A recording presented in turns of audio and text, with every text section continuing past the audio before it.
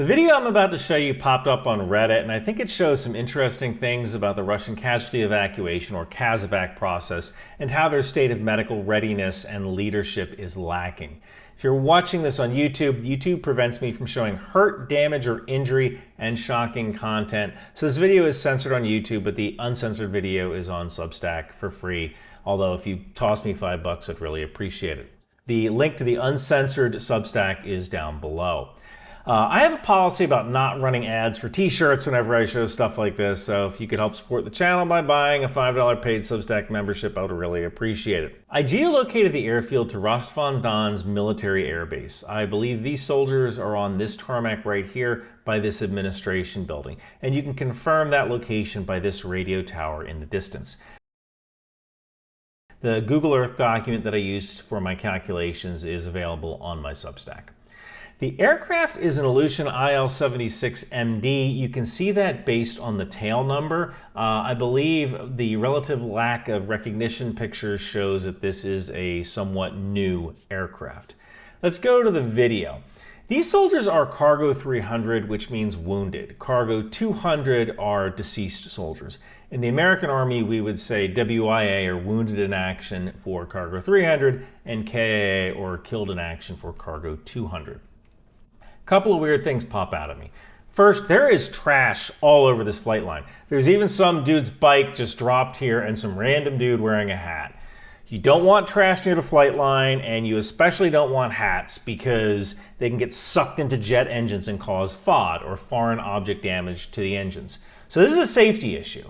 This leads me to believe that there's either no leadership around this aircraft, or the leadership isn't aware of the dangers of FOD, or that the leadership just doesn't care that this is a safety violation waiting to happen. All of those things are bad. All of those things are bad for Russian leadership. Next, I've watched this video multiple times and I've yet to see any clearly marked medical personnel. Maybe they are there, but the quality of the video isn't that good. But you don't see people leaning over stretchers and tending to the wounded. The wounded are just chilling right there. You also don't see any IV lines or neck braces. There is one dude with a head injury, but there's no bloody bandages. And this leads me to believe that these are all lightly wounded soldiers.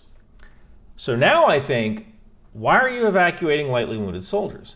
Now there's three possibilities. The first possibility is that the more heavily wounded soldiers are being held in the administrative building until the very last minute. Second possibility is that the heavily wounded soldiers are waiting for a different flight. Third possibility is that the heavily wounded soldiers aren't making it back to the rear to get evacuated.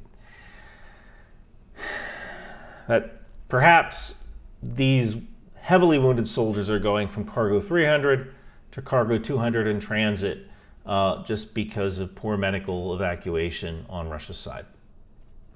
This deserves further analysis. But based on what I see on the flight line, nobody's in charge here, and this is unsat. You've got wounded men outside in the sun. There's no hearing protection on a jet whose engines are still idling. There's no leadership. There's trash all over the place. This is freaking unsat. And this is why you need sergeants. Anyone above the rank of E6 would have squared this away. So why I can't explain the lack of heavily wounded, I can say that all this trash is how a jet noses into the ground on takeoff.